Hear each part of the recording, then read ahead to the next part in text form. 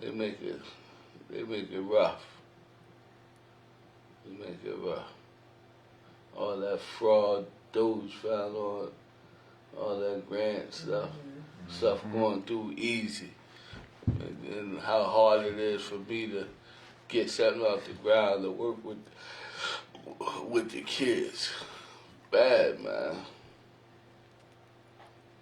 A lot of people who say they want to help, and a lot of people in position. Oh, excuse me.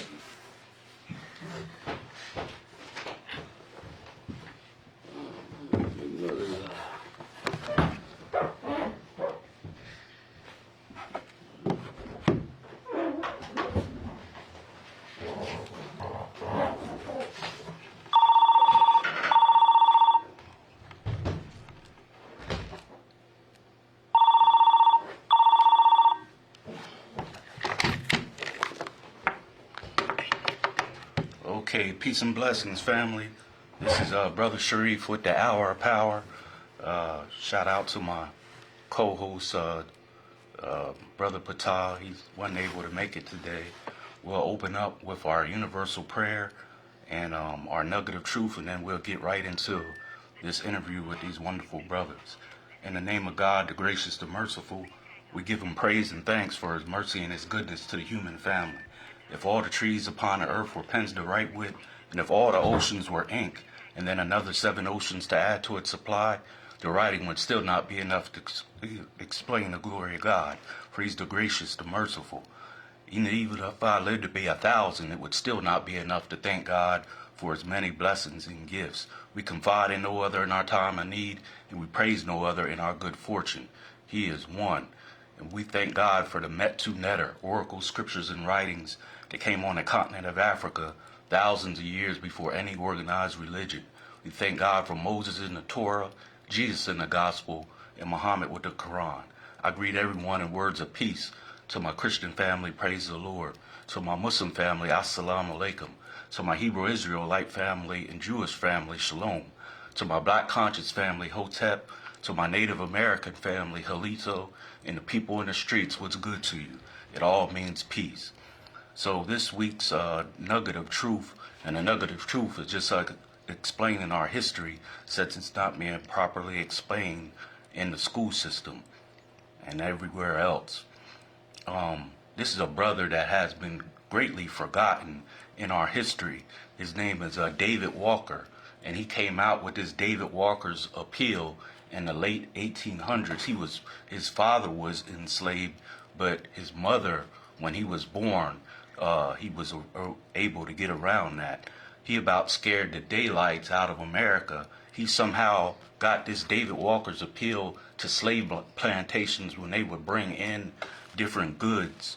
And he had a newspaper called the Freedom Journal. And this David Walker's appeal appeals to pastors and people in the community to fight back against the brutality of slavery. So the slaves were always fighting back. With this appeal, it'd start waking up masses of people.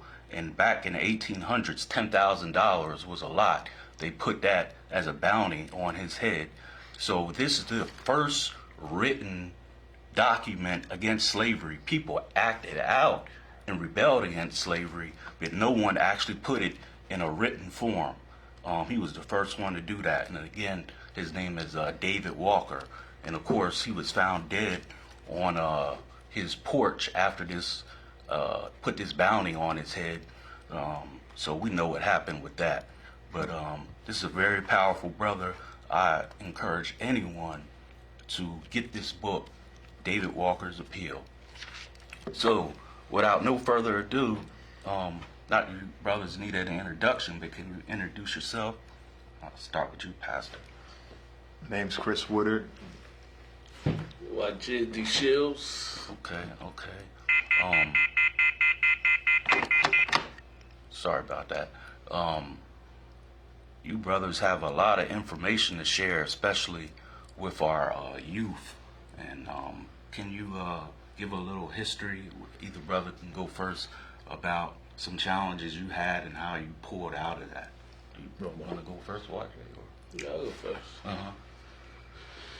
Well, a lot of people already know about my history, but I'll make it plain.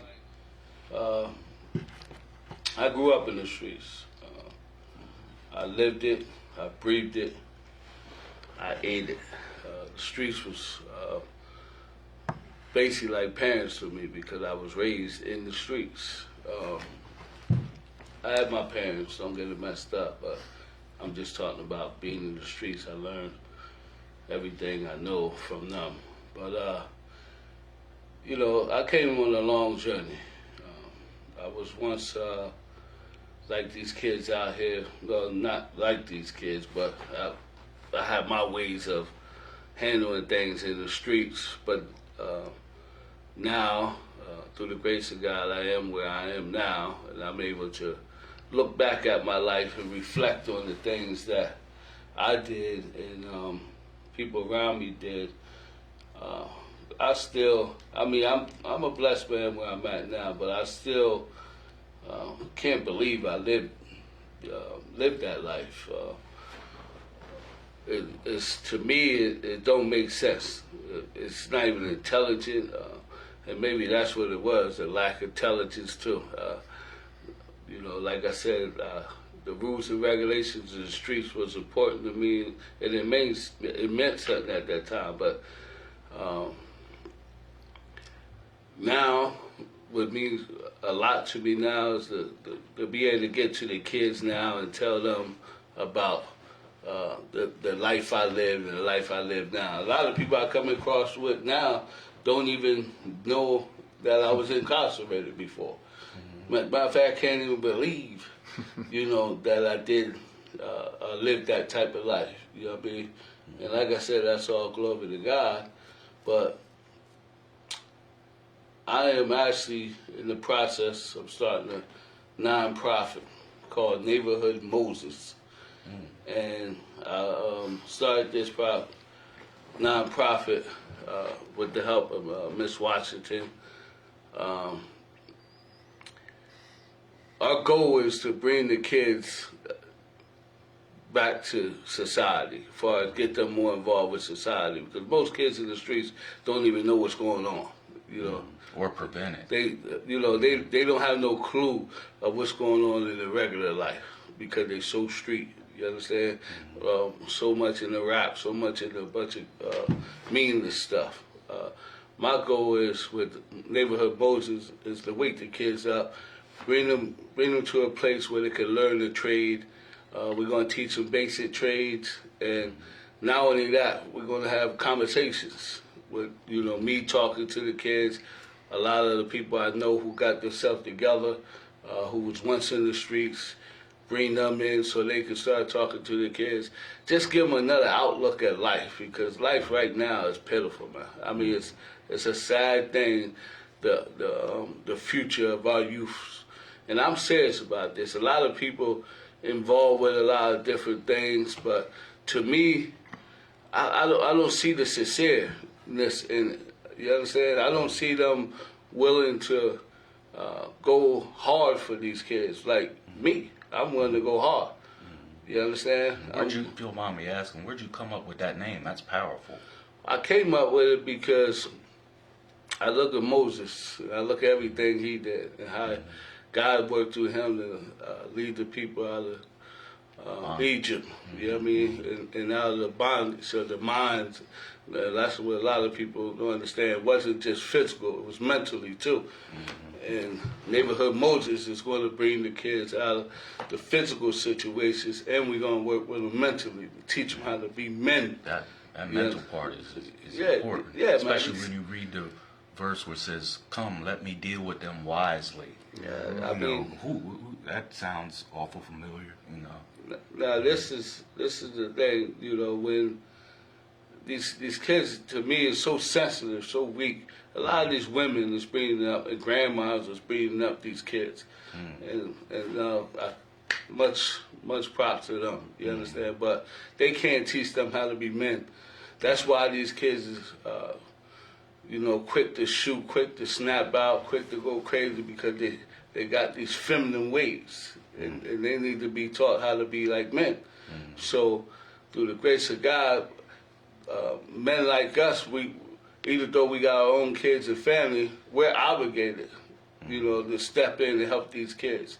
You understand? One thing I wanted to say about the neighborhood of Moses,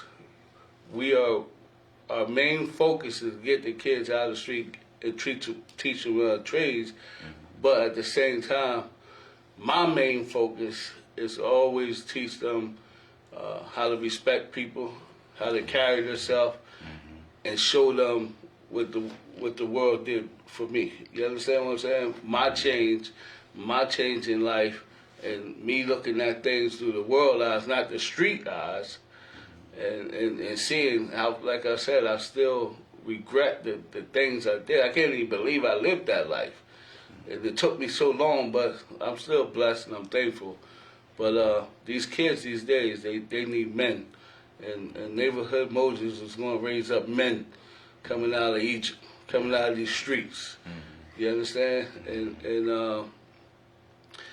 we were just talking about the fights and stuff. Like, people going to disagree from different sides, parties, and all that. But the disagreements these days bring death. Everybody getting shot. Back then, we used to rumble, You get beat up, y'all be on the same basketball team the next day. You understand? We was talking about casts. You have casts on your legs and your arms. You get a little roughed up, and everybody be signing your casts. That was normal stuff. You know what I mean? And some people might be like, well, you was on the streets and you played with them guns and things like that. It was a different era. You understand? We fought our whole life, and we had fun. Fighting other people from other sides. It was more like a fun thing. But then we had so many out-of-towners, and when we got in the fights, they picked up guns because they couldn't fight. You understand? So that's where it came back in my era. But if it was somebody from the other side, family members and friends and people that we know, we didn't put no guns on. We rumble. We fight. And make up. We be chilling the next day. But now, y'all kill your own family, put your moms and grandmoms through all this mess every day. You got no respect for them. Oh, one thing for sure, man, we always respect. Real dudes, real men, that's why I say they gotta be top men. You respect your mother, your grandmother, you understand? I mean, they don't have. This is crazy to disrespect these days. They don't have no conflict resolution skills. I'm a therapist, and a brother in the community, I won't say his name, gave me a call the other day, and he said he had a little, issue with my show or something like that. But we talked it out like men. He didn't cuss me out. He didn't threaten me. We talked it out, and at the end, we worked it out, and now we straight. But a lot of these youth don't have conflict resolution skills because the chaos that goes on at home. They're ready to pick up a gun or a knife or something like that. They just don't know how to communicate with each other. Yes. I'm gonna get back to you, Waj. Nah, go ahead. Pastor. Just like Brother Waj said, I also had a journey, but I didn't start out in the street. I ended up in the street, and because sometimes you can get caught up in the moment and make decisions that you normally wouldn't make. And I say that because coming from snorting cocaine to drinking, I just got caught up. And just to let the young people know, everybody you hang around is not really built the way that they're hanging around. Because what happens is when you get in trouble and they start talking those numbers, people have a tendency of folding. Long story short, I got caught up, caught a drug charge, went to Camp Hill prison, the riot and all that crap. But in life, we all have lessons that we go through because of our mistakes. The key of it is either you learn from that lesson and that mistake, or you don't. I chose to learn. I came home in 1993. Wow. This is what 2000 what 25. 2025. Man. I made a promise, because sometimes we can make promises and break them. But I made a promise to my mother, because what happens when we make these decisions and get in trouble, or whatever, everybody's affected, either indirectly or directly. And the ones that suffer mainly is the mom. But then, like you said, you have these kids disrespecting their mother, but if something happens, guess who the first person they're going to call? Mom, They're going to call their mom. Yeah. So, came home, like I said, in 93. But I started my plan while I was in. I wasn't worried about lifting. I wasn't worried about playing cards. I was worried about getting my mind right, so I didn't have to go back to where I came from. And if it hurts bad enough, you're not going to repeat that. Mine hurt. I still remember my number. BK8379. They were like, man, you still remember your prison number? I sure do, because it keeps me mindful. Because once you forget the pain, you're definitely going to repeat it. I also just did a podcast with some young men on Monday. Yeah. And one of the things that I addressed with them was, and me and Brother YJ talked about this, is talking about blocks. You get these kids claiming blocks. And I told them, you ain't paying no rent on that block. You don't own nothing. So it don't belong to you. I said, and second of all, York is a radius, you can walk it in 10 to 15 minutes. Yes, indeed. Just each side. But they're doing all this violent stuff, not realizing that eventually you're going to get caught. Because there's going to be somebody that's not built like that is going to tell. And that's exactly what's happening. But when they got the guns and all that in their hand, tough. When you go to prison, there is no guns. Right. And I've seen young people just get abused. I used to hold groups, and I used to tell them young people, yo, y'all ain't ready for state. Well, ain't nobody gonna do nothing to me. I said, you ain't got no choice when you got 3 or 4 of them, 280 pounds, just running up in your cell. Then you have to become a man. And that's why a lot of them grow up as kids, going to jail as kids, and like they never lived their life. And it's sad, but the journey, the same way, like I said, me and Brother YJ talk about this all the time, and I always say this, the same way I went hard in the street, that right there was my mentality, to go hard and I'm going to get what I want. The same way when I made that switch over and the change, I went hard. I didn't make excuses when I came home. I didn't make excuses about the people holding me down and I can't get a job. I worked a whole lot of jobs that I didn't like. But I stayed the course. Because everything is a process. God's smart enough, let me put it that way. God's smart enough to know that he's not going to bless you with a lot right away. Because if he does, guess what? You don't have to work for it. Now you think it's that easy. But in life, especially when you make that decision that I can't do that no more, everything is a process. Everybody wants this microwave, and it ain't a microwave. No. You have to work for what you want. And I always kept that mentality. Just dealing with youth since I came home. Just last year, I was appointed pastor in Columbia, yes, the 20th of April, and then I got installed on just my birthday, which was September 28th. But I didn't look for that. I had that was not in my plan at all. But sometimes God, and even though I never done it before, I say this to people, I've been in a lot of positions where I was a leader. The only thing I'm doing now is just a different audience. I still have leadership skills. It's just in a different audience. And sometimes that God will place you in situations that you think you're not ready for. That's why we can't rely on us. The strength, we need to rely on God's strength, because he's the one that's going to give you everything that you need. because that was my first instance. I ain't never do this before. I didn't hear God tell me to do that. But it was my way of trying not to do it, because God knew that what they were going through, you know, man. But I would be able to bring them out, you know. And another thing, before we just move on, me and Brother YJ talked about it as well. That I talked about Monday, Brother YJ, was gangs and cliques. I remember you talking about that, and you distinguished them. Yeah. Gangs have leaders. They have a chain of command. Cliques, you just do what you want to do. And there's a lot of cliques. They're not gangs. They're cliques, because it's chaotic. There is no structure in it. That's why you see all of this stuff going on, because it's not structured. You know. You know, and also I'm giving back. I'm a tennis officer at the high school.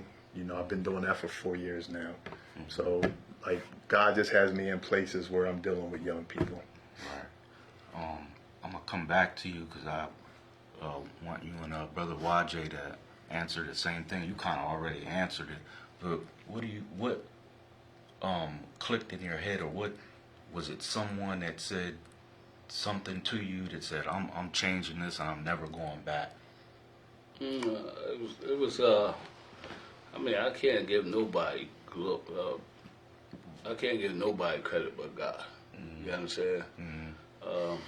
Because, first of all, like I said, I regret the way I came up, but I'm thankful that God allowed me to make it this far, because it turned me into the man I am now. I thought I was a sharp young boy, but I was dull. You understand? I might have had some principles and standards a lot of people didn't have in the streets, but I was dull. Now I'm a sharp individual as a man, as a husband, as a father, a grandfather, you know, all around bounds, you understand? So I give God all glory. And my wife was a motivation. I see how she was suffering because me being incarcerated all them years, you understand? And then seeing the kids grow up without me being there. So a lot of that, you know, plays a part, you know what I mean? And like I said, it built me into all the people that, you know, like, you're going to have a lot of people saying stuff about you, but I take all that, and it helps. All that helped build me, too. So I want to thank everybody who's talking about me throughout life, who, you know, wanted me to fall, you know, wanted me to fail. You understand? So thank you. But all that comes together, you understand, to motivate you as a man to be, you know, the man God called you to be. So I'm thankful and grateful. I just want to throw this in there about the kids these days. I had nobody, a positive role model like, you know, you kids have now.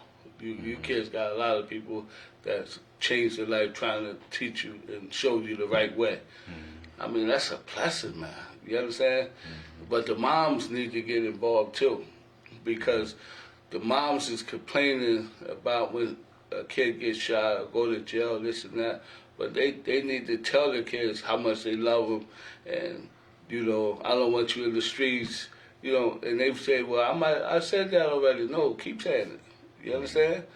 Keep saying it. You understand? That's part of you wanting to change. You wanting to show your son or daughter how much you really love them, and you can get mad at all you want. I'm gonna keep telling you. You know, I don't want you to be like your uncle, your dad, and such. Everybody want better for the kids. So the moms is complaining once the stuff is done to the kids, but you know, right now you have the opportunity to speak. You know what I mean? Speak your mind. Get aggressive. Whatever you have to do. Let that kid, let that son or let that daughter know, you know, how you feel. You don't want to be on the news the next day talking about how you miss your son, he was a good son, or I miss his daughter. You know, at least try. You understand? And then men like me, Brother Wood, and all the other men try. We hear you know, and everybody know everybody around here, so you can reach out to people if you need, you know, people to talk to your kids and things like that. But that's what neighborhood Moses is going to be about. We not only teaching them trades, but the kids going to be able to come there when they have issues and circumstances, situations. You know what I mean? And we'll talk with them, because, like I said, man, not everybody cares. It's a money-making thing. As long as you act like you care, get these programs started, this and that. But, you know, this is from the heart. You understand what I'm saying? This is, I see how pitiful, excuse my choice of words, but how pitiful this young generation, our power, young generation is. You know what I mean? This is some pitiful stuff.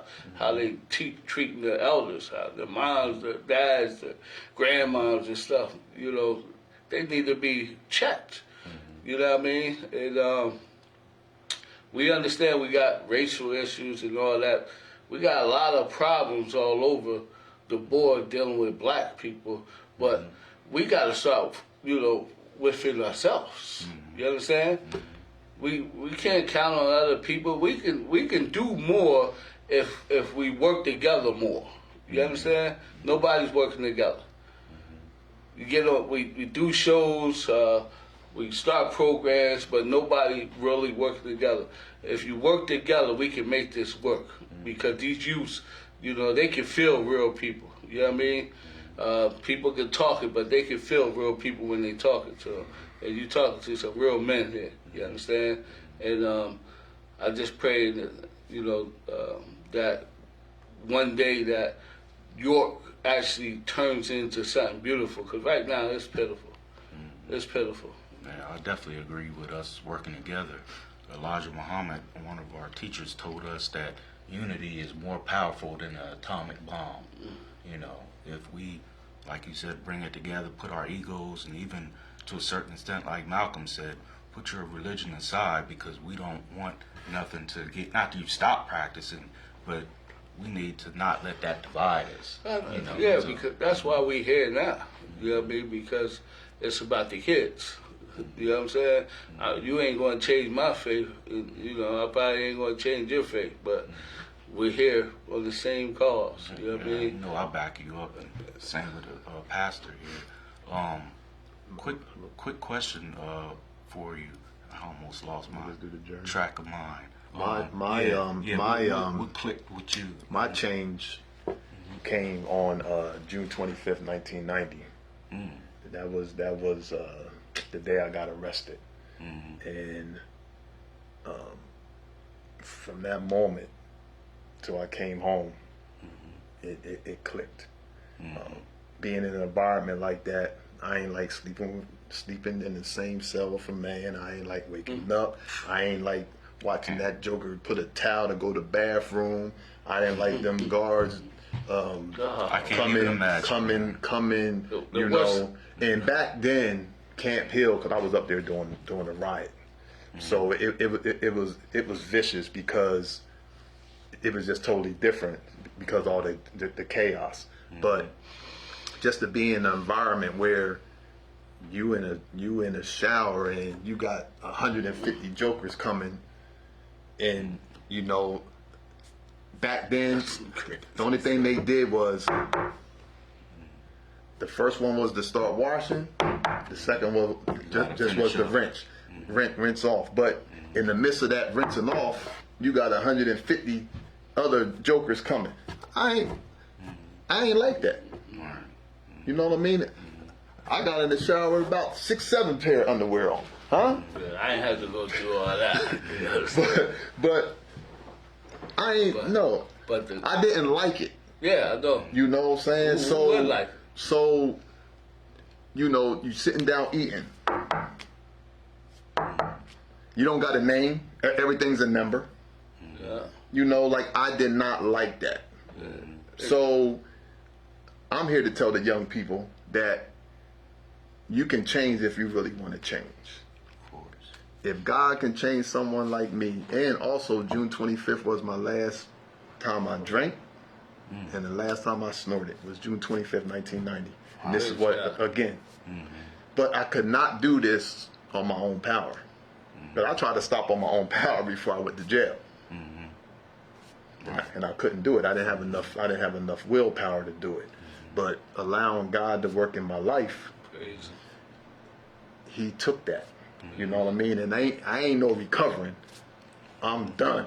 Cold turkey. You know what I'm saying? So I didn't have to go no rehabs. I didn't have to go. No, I made up in my mind that this is it. Because I know me. You know what I mean? Joe could be like, oh man, I said, man, if I take a snort or a drink no more, everybody in trouble. And it's going to be 30 times worse because I was away from it from so long. Yeah, and that goes with my whole life. Like, I can't place myself in them situations because I don't want to go back. You know what I mean? But I made up in my mind, if it ain't nobody trying to hurt me, Right. you know what I mean? But I can't do it. You know, so change comes within. But the thing that the young people have to understand is that when you decide to change, you got to stand on that. Everybody does not want to see you happy. Right. Everybody does not want to see you change. You know, and even with us, you know, I had to go through, the only thing they remember what I used to be like. And I told somebody, I said, if a person can only remember what you used to be like and don't take into like what you're doing now, that means they're hating on you. Definitely. You see what I'm saying? Oh yeah. Because the only thing you got to talk about is, oh man, well, so you used to be out there doing it. But what am I doing now? Right. You know what I mean? But that man died June 25th, 1990. But we know ICE is gone. Amen. You put on a new coat, as they say. Why money's that? I mean, you can't bring him back. Yeah, it's. Right.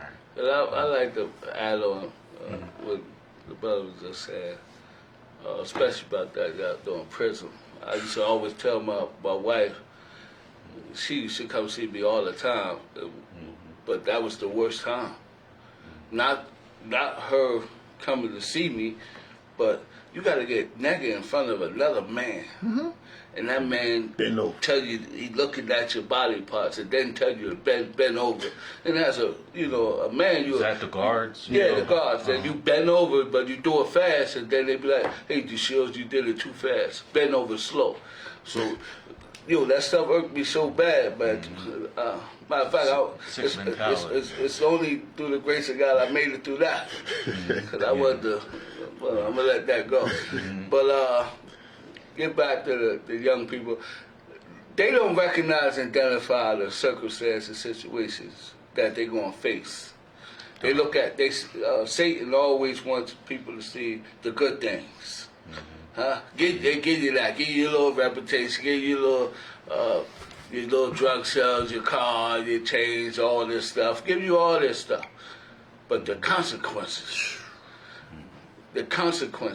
and then you sit in the courtroom, like, I was a little cocky young dude, you understand? I ain't gonna sit here in front, it didn't matter who you was, I talked the same. So when I was in the courtroom, people used to be like, man, wow, it's crazy. The way I talk to them. Because I ain't look at them as better than me. I ain't look at my circumstance, situation to allow them to look at me like I'm nothing. You understand? But these same jokers run around with the guns and shooting all these people and all this, and soon they get locked up. Go down the courtroom and look at them in the courtroom. No, just listen to them. On the streets, you're cussing people out. You're talking this, pulling your gun in there. Yes, sir. No, sir. Man, that stuff is pitiful. You understand? They don't recognize the consequences. Then when the consequences come, they can't deal with it. Can't deal with it. And then, I mean, yes, sir. No, sir. It's so bad. It disgusts me. Okay, I understand you want to show some remorse. You want to show you're sorry. But God, man, you understand? I mean, do you understand this boy? But go down there. So all you moms and dads, y'all see your kids. You see them on the streets in your house and on the videos and all that, but y'all see them in the courtroom too. You see a whole different person. Reality. Because it's a lot of images that they put up. And they can't deal with the consequences. So right now, we want to let the kids know that, you don't got to live that way. Okay, if you like a nice car, you can work for it.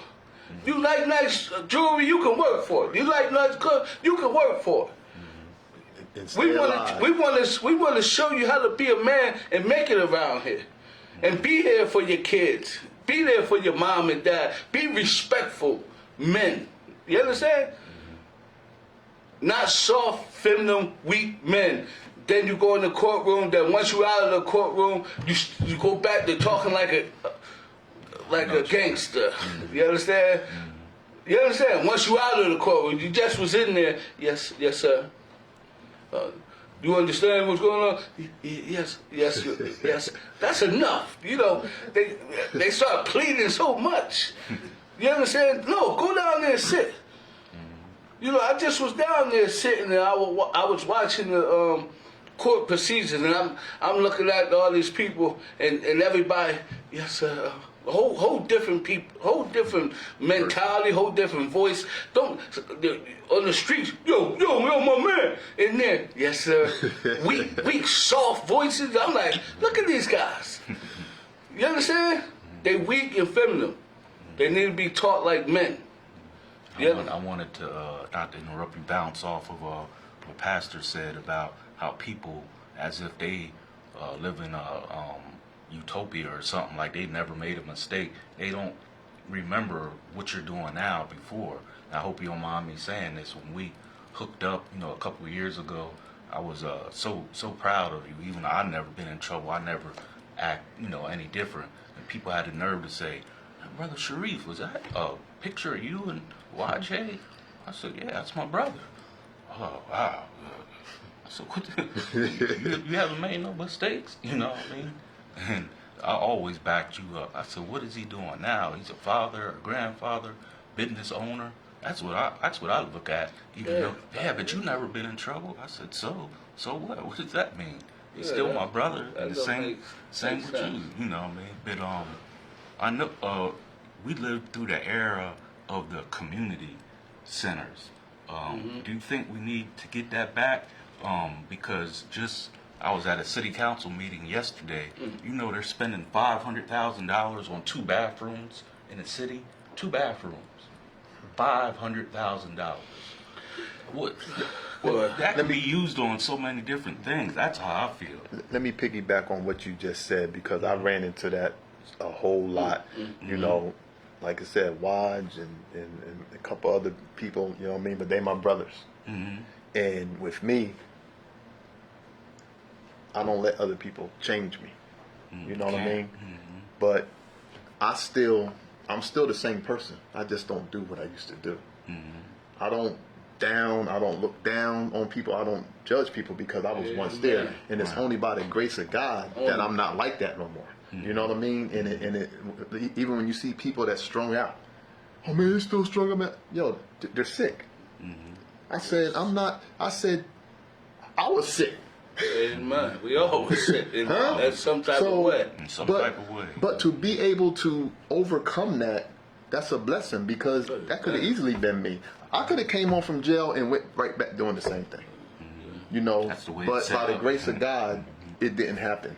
And me being who I am, like I used to, go to the block, still talk to young people. I remember I was on Queen Street one time, talking to about 5 or 6 young people that was, in the street. And somebody rolled past there.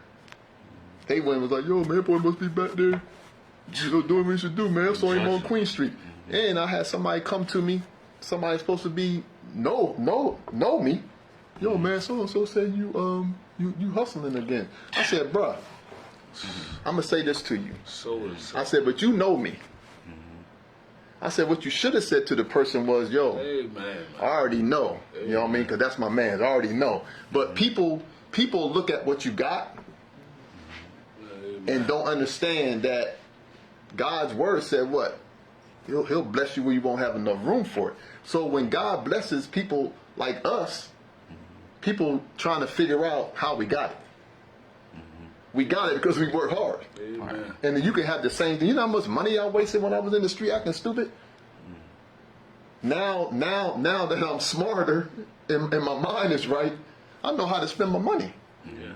Know better, you do better. You know what I mean? And I'm not the person to be going on Facebook talking about everything. I don't do that. Why? You know what I mean? It's God's blessings, and the same way He blessed me with it, He can take it away from me. The one thing that killed me, what you said, man, Shareef, $500,000 for 2 bathrooms. Yes. Look how pitiful that city council is. Everybody on the city council is pitiful to even suggest such thing. The problems we having with the youth in the hood. You understand? They talking about it's for tourism. No. Who cares less about tour when we got problems?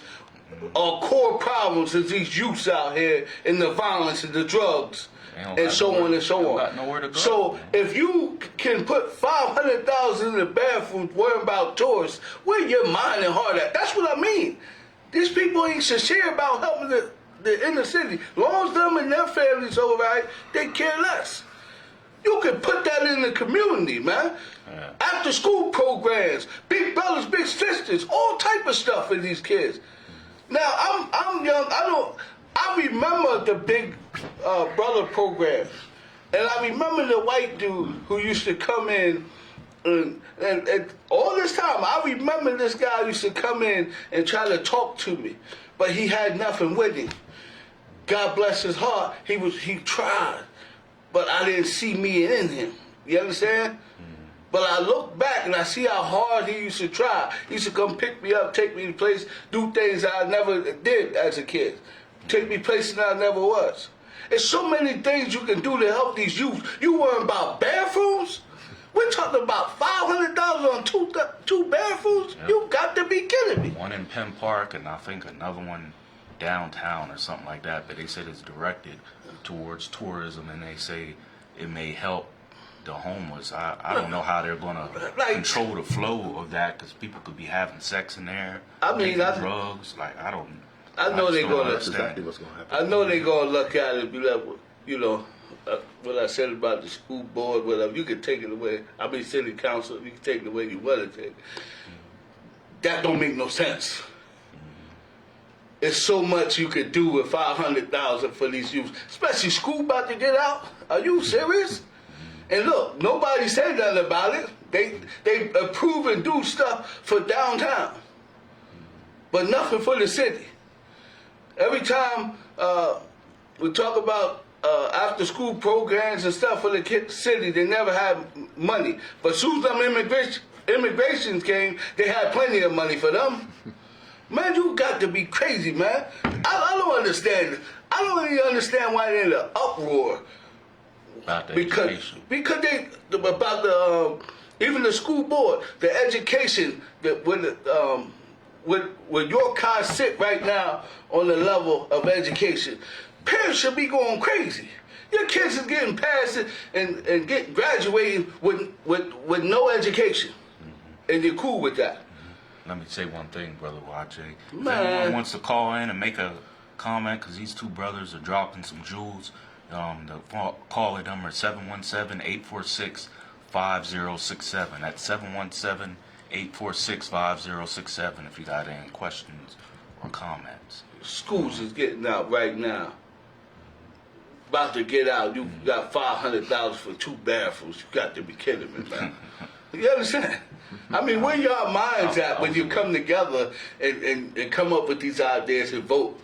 Nobody thinking about the mothers all the mothers out there who's suffering right now, all the grandmothers, all the brothers, all the dads from losing their kids for senseless murders and all this robbery, all this stuff going on.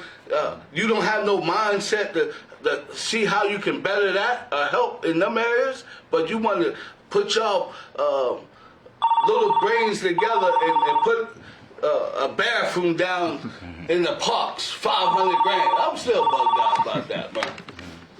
You got to be kidding me, man. Power. Good evening, gentlemen. It's Samantha Durden calling in. How you doing, Miss Dawn? Good evening. I'm doing well. I'm listening in, and I just want to throw just a little bit of a different perspective on some things in regards to even with the after-school programs. Yes. Okay. What you got? So I worked for the city in the 90s. I used to run the youth programs, And I can tell you that back then we had partnerships. It was not solely the responsibility of government to provide programs for our children. And so even if it was something where we were doing after-school programs at the schools, the staff was paid for by City Parks and Recreation, but we didn't have to pay for the building. And so a lot of places, including churches and things, they now have all stepped away from having that collaborative, those opportunities like that where we pull our resources together. Amen. And here's where we're at. So if it was going to be a situation of, hey, you have schools with the gymnasiums. I know one of the people that I hired when he was a high school student was Sam Sutton. Sam Sutton was excelling as a high school student with basketball, and I hired him to help kids learn how to, dribble a ball through Parks and Recreation. Amen. So, but we didn't have to pay for the school building. And so that has really changed. And we also had businesses that stepped up and were helping to sponsor a number of these things. And so, we truly have gotten away from the holistic aspect of community. For me, now I'm not weighing in on the bathroom thing at all, but at some point, what exactly do we want government to pay for? It's really kind of the question. And when it comes to like with social services and things on that line, that money goes to the county, not to the city. Amen. And so I always tell people, like, city residents tend to not go to the county commissioners' meetings to say, hey, the city is a part of the county. What are you doing to help us? Because all of that human services funding goes through the county, not the city. But I just wanted to kind of throw that in there.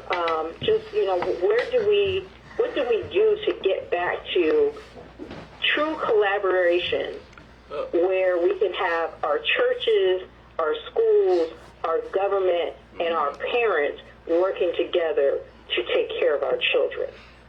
I would like to say something. I love what you just said, because if you was watching the whole show, I was talking about nobody working together. You understand? If everybody come together and put their minds together, put egos and stuff aside, then we can come to a conclusion on how to better the inner city, and then we can bring attention to the county about what the city needs. If we all come together, they can't ignore us.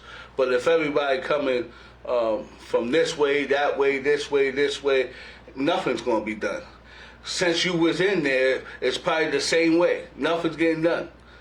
But if everybody do come together, the church, the community, the government, and everybody work together, I guarantee you can get through a breakthrough in this city as far as the violence and the kids turning away from crime and turning to getting jobs, turning to God, all type of things, man.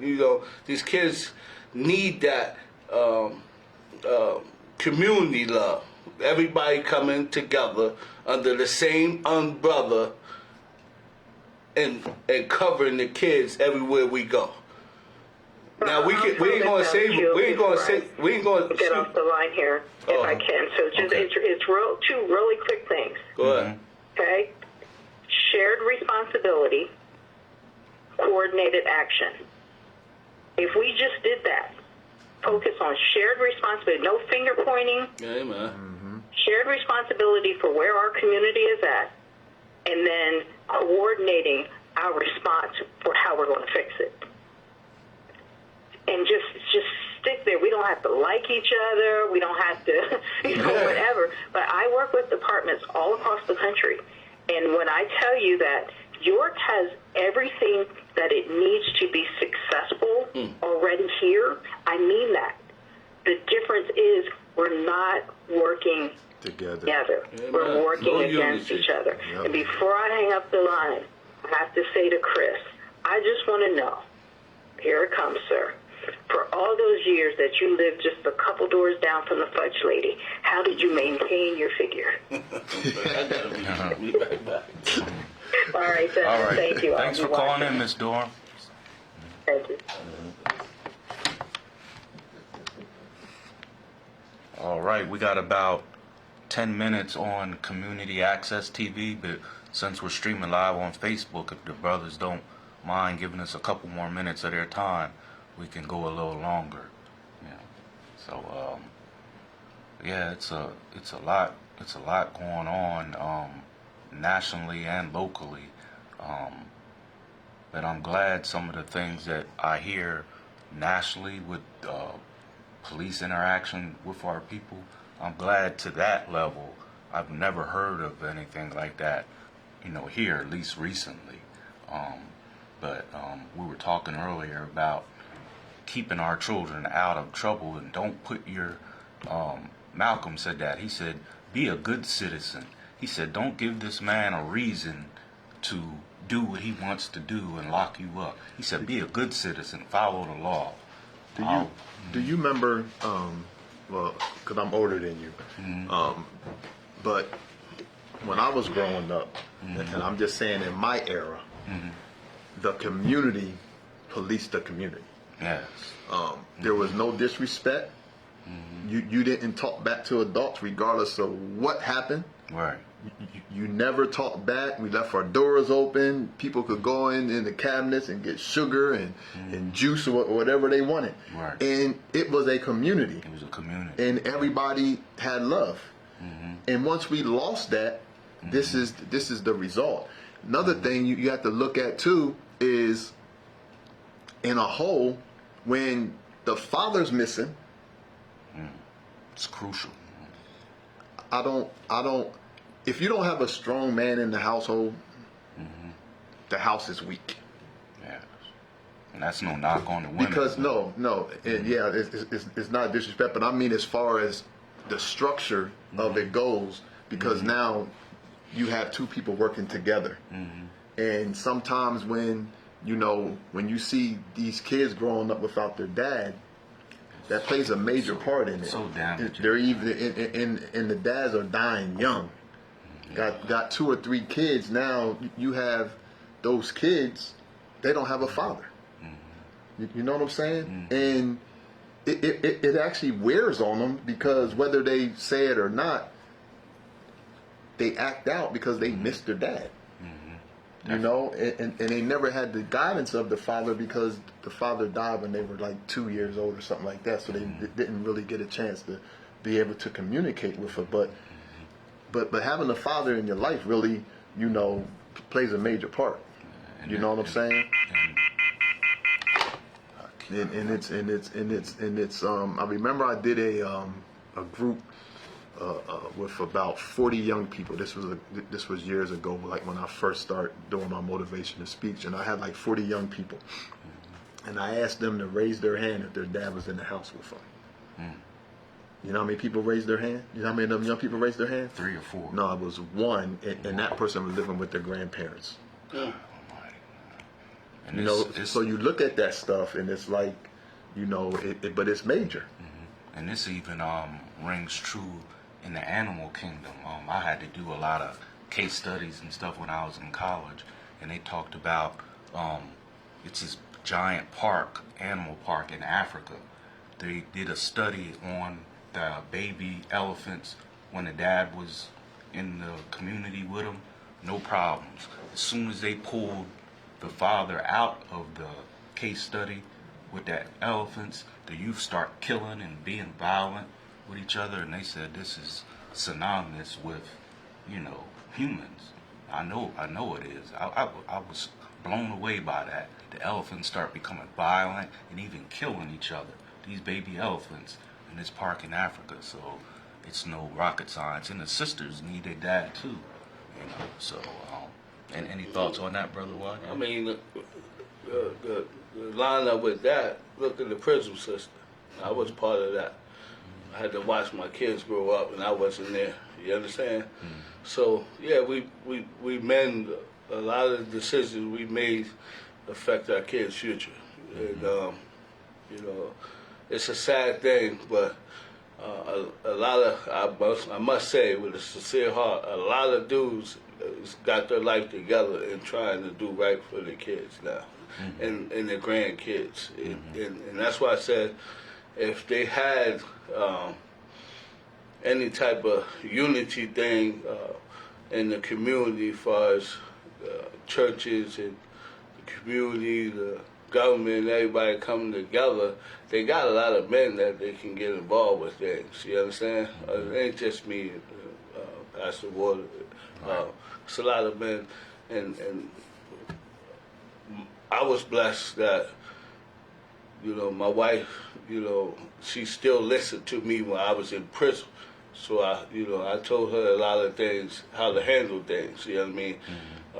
And she brought the kids up beautiful and fine, but a lot of these kids is coming up without dads, but with a lot of drugs and partying and all that thing. Stuff is around. Unstable home. Yeah, unstable home. But at the same time,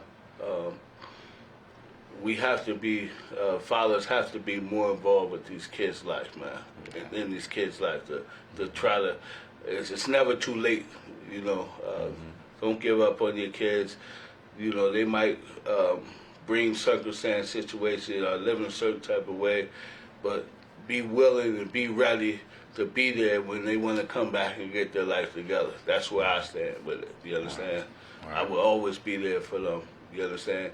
And I even took the role, I'm there for other kids. They ain't even my kids, because as a man of God, I'm in position to be able to help other kids. You know what I mean? And you're supposed to want to help other kids that ain't yours, because even though they ain't mine, they God kids. So that's what I say a lot. So people ask me, well, how many children do you have, Brother Shareef? I said, two Yeah. I made, but I got a lot of children. that's right? right. And I said two I made, but and that's a community. That's community life. If the child fails, it's the woman's fault. But if they make it, oh, that's my nephew. He's getting ready to go to the league and all that. No, that's a reflection on us. If one child don't make it in the community, that's a reflection on us. It's supposed to be a community. We don't let nobody fail, or what the president used to say, no child left behind and all that. But this is the real no child, left behind. We don't let anyone from the village just go down the drain and then blame it on the mothers. I hear that like, what? I don't know what she was doing with that boy. What were you doing? We shouldn't let no one be left behind. And another thing too, though, in general, like I said, me and my brother talk a lot, but making the change and working as hard as we do, it's for the family, to give our family what we didn't have. You know what I'm saying? My two daughters don't know nothing about no baked beans and hot dogs. They don't know nothing about no hand-me-downs. You know what I'm saying? We're not in the projects. I love the project, but I'm just saying, you stepped it up. You always want to do better than what you had, and that only comes by working hard. There's no other way. There is another way, but the other way either get you in the ground or in prison. Amen. Eventually. So this is why the hard work just takes place, because we know where we came from. You know what I'm saying? And it just feels good that I was just telling him coming here. I said, I've been up since 2 a.m. I work in Harrisburg at the airport. Went there this morning. Went straight to work, my full-time job. Got off of that. Went to work out a little bit. I do everything sitting down because of my knee. Then I left there, went home, took a shower, had Bible study, left Bible study, and came right here. I appreciate it. Straight. You know what I'm saying? So that's what I meant earlier when I said, by all means necessary, and I go hard because that's all I know. You know what I'm saying? And if I did it doing bad, then why can't you do it good? And that's where we fall short too, because now every time we got to work for something, it's all these excuses on why we can't do it. And every, excuses will just keep you down. But if you put your mind to it, you can do anything you want to do. But it takes hard work. Nothing comes easy. Nothing good comes easy. Let me put it that way. Quick question for you brothers, because both of you brothers are very spiritual. How do we get spirituality back in the minds of our youth? It seems like a lot of them have drifted so far and took prayer out of school. That ain't helping. See what's been happening in schools ever since they took prayer out of schools, all these crazy shootings and all that. I actually said this the other day. Say, for instance, I talk to a young person, right? I'm giving him good. When he leaves me, he's going back to 15 negatives. Who you think going to win? Yeah. The 15 negatives is going to drown out what I just said, because now the mind is being polluted and it's overpowering what I just deposited. Home life or you know what I'm saying? Society in general. Just in general. You know what I mean? You can talk to me, I'm talking good, and then you go around your boys, everything is negative. So now you're just placing yourself back in to the social media, TV, all that has played a factor in it too. Rappers, I try to tell these kids, when you see these rappers, they rent this stuff. They rent the jewelry, they rent their houses, they rent their car. They don't even have a contract yet. But because they see it, they glorify it. Yeah. You know what I mean? And it's all over. Social media, Facebook and all that wasn't meant for what it's meant for now. It was meant to reconnect with people. But the enemy, since you just said about the mind, the enemy came in, found a way, and now it's just polluted. Amen. What do you think about that, Brother YJ? How could we get spirituality back into the minds and hearts of the youth?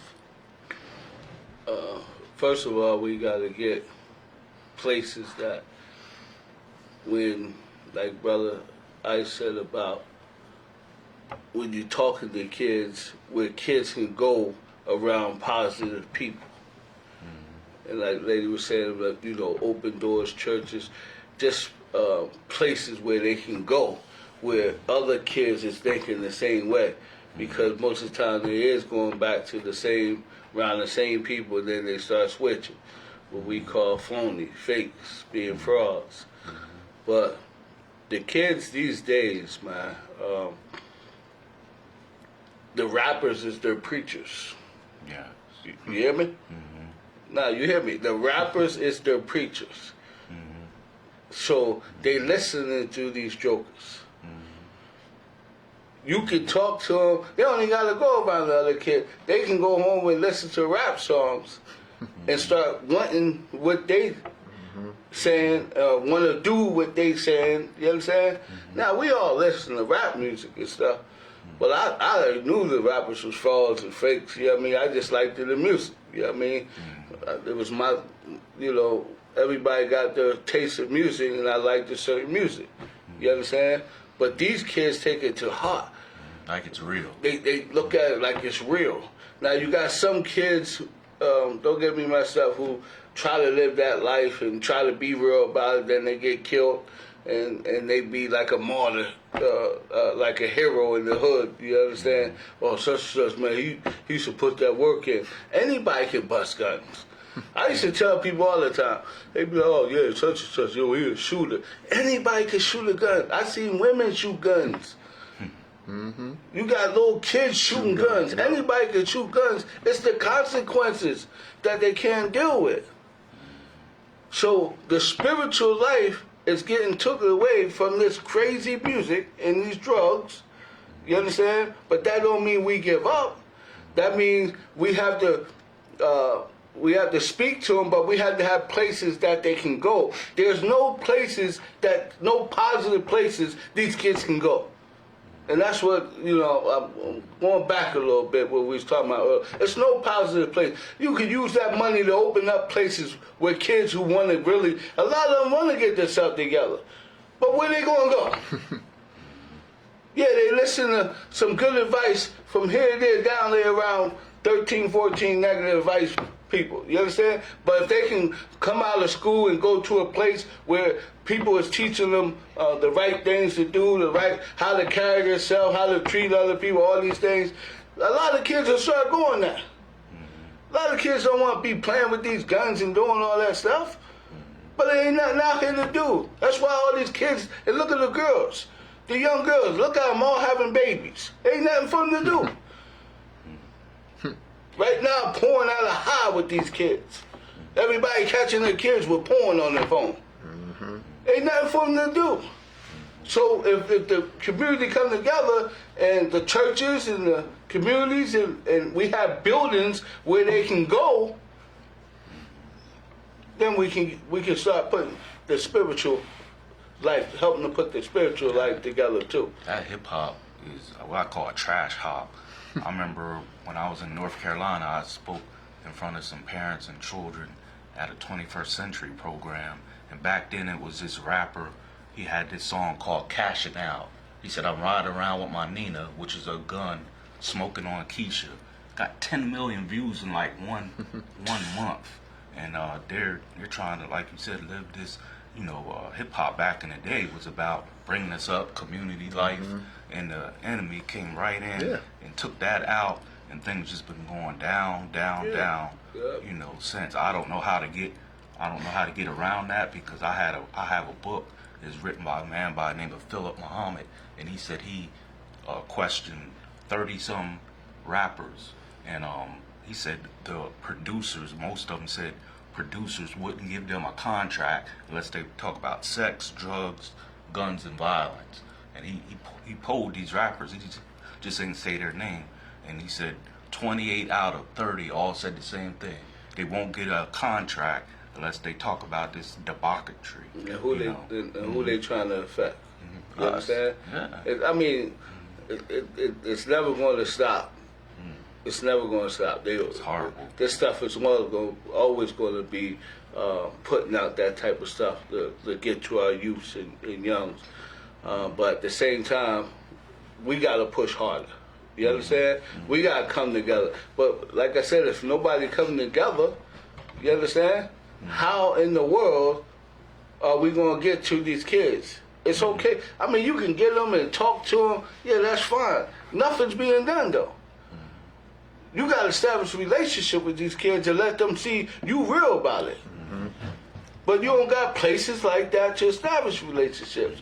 And these moms and grandmoms, they would love for their kids to go to be around real men that's going to teach them, about life, about God, whatever as far as being positive. But where are they going to go? Ain't nothing around here after school. You have the Princess Street Center, CA, all that stuff. So, and they got the resources. They got the resources to open up programs and have places where kids can go who don't want to be hanging in the street. Real quick, Sister Sakia, if you have time, you can call in, and so I understand what you're asking. 717-846-5067. 717-846-5067. We ain't just talking about the problem. We're trying to come up with viable, solutions. I mean, it's not rocket science, but our youth and the community definitely is facing, some things. And with my neighborhood, Moses, it wasn't easy pushing this, by myself. Nobody. I had Miss Hill. Thank God for her. She believed in the vision of the kids getting jobs and people, reform centers, as I call them, who got themselves together and willing to talk and be mentored toward these kids. So I thank her for that. But it's not a lot of people willing to help. There's not a lot of people willing to, they'll talk about it, but when it comes to actions, nobody do nothing. That's one thing about York. York is a talk town. Everybody run their mouth, and they run it fast.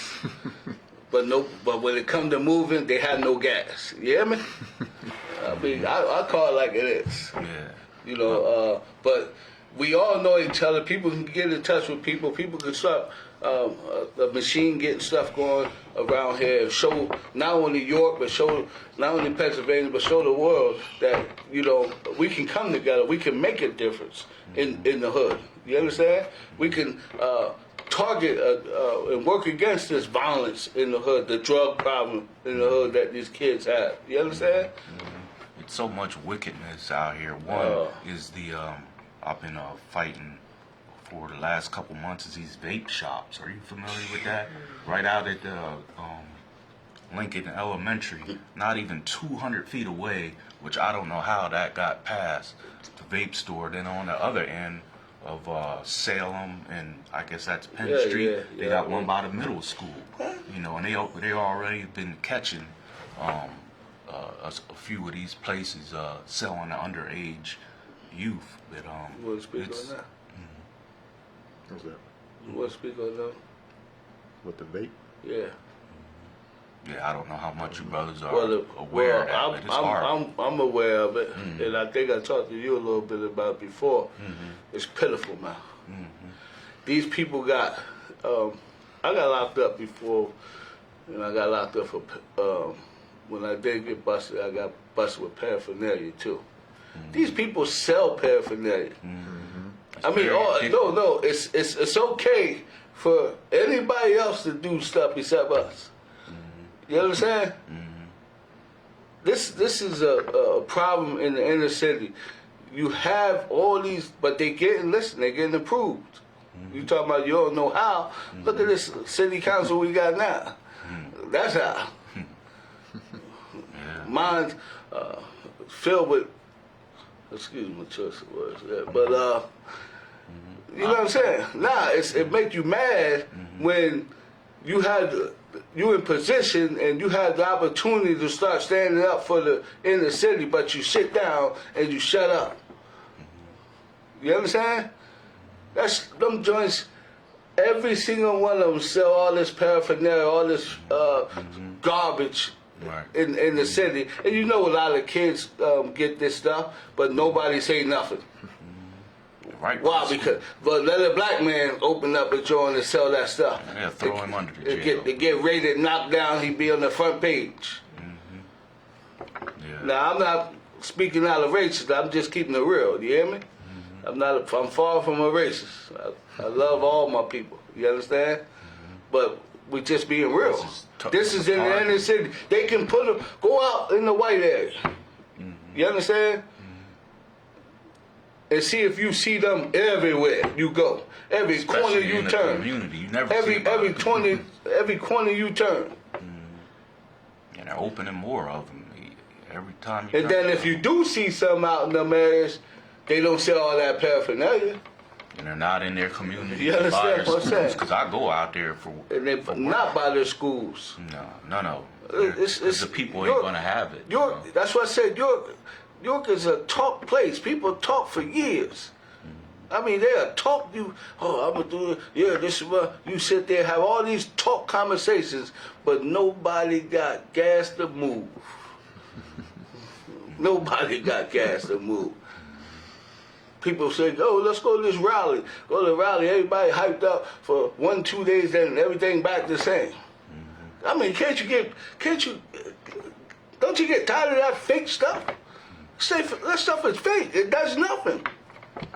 What, you want to show your face on the news? But everything's still the same? They just had a big rally downtown for people against Trump. I was like, wow. I mean, it's more pressing issues than just Trump. There was hundreds of people down there. That was about 2-3 weeks ago, and I showed the video to Wajay because I was there. I was like on one of the few black people there. But they put him in the office, so what's the problem, you know? Is there anything else you guys want to bring up or shine light on before we close out?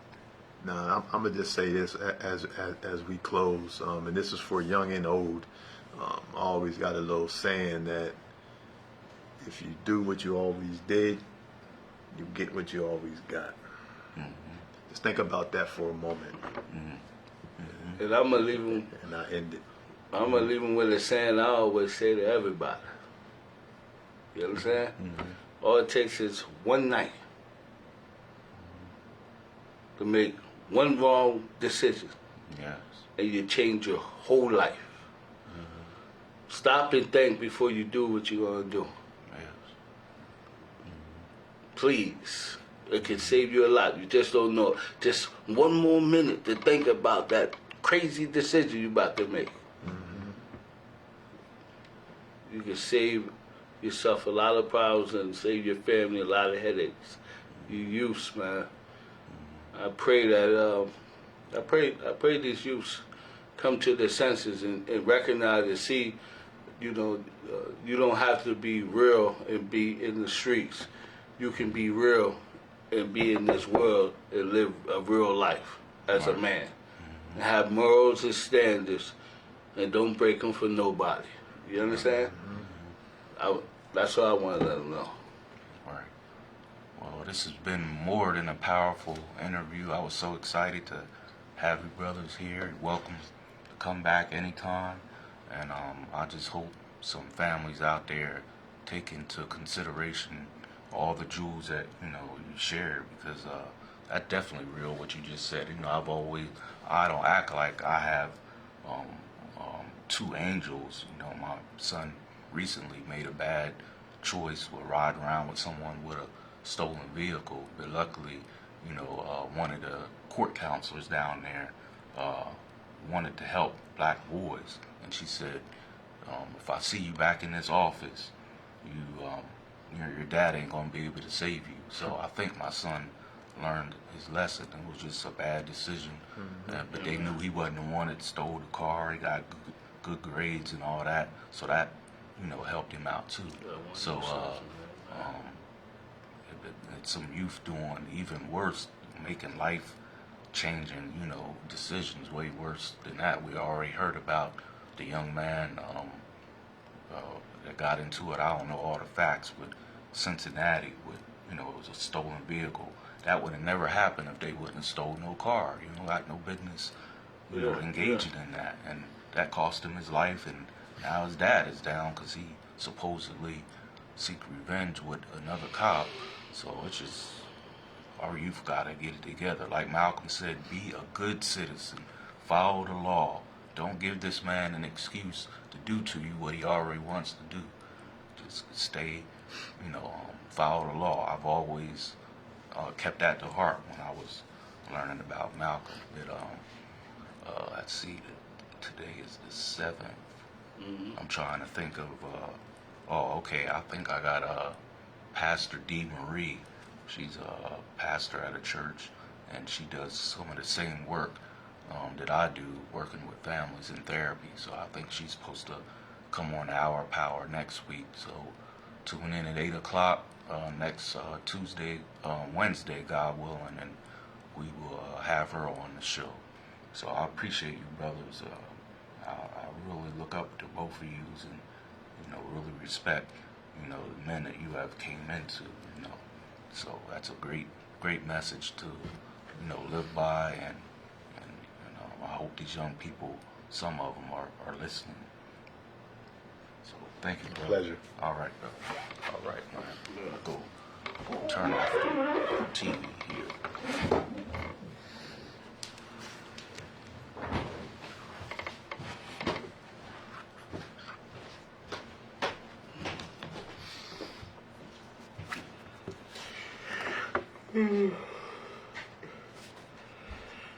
Oh, man.